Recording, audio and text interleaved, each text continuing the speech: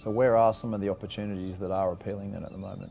We're looking at areas where currently there's a lot of bad news, and we think some of that bad news is temporary. So I'll give you one example that we've seen a lot of this year. We've seen a lot of news and a lot of worries, some of them justified, about the return of tariffs and the return of protectionism, starting with Donald Trump in America. But these kind of tariff wars tend to spread. So we've seen America impose tariffs on China, we've seen China do the reverse on America, and we've seen at least a risk of major tariffs between America and Europe as well. That catches a lot of companies, particularly industrial companies, right in the crossfire. And one example that I'll give you that we've invested in quite recently would be BMW in Germany, which is a German brand. They just moved to a new strapline, actually, which is in German to emphasize how German they are.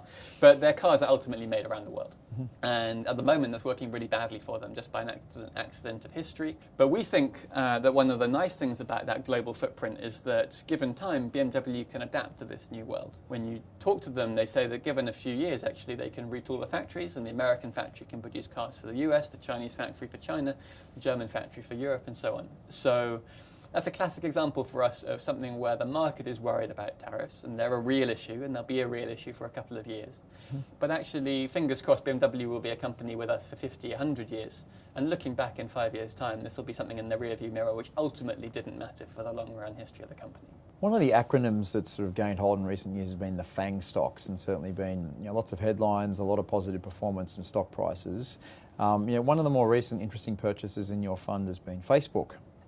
Can you tell us a little bit how Facebook meets your idea of a contrarian investment opportunity? People often raise eyebrows that a fund that calls itself contrarian should buy a well-known stock.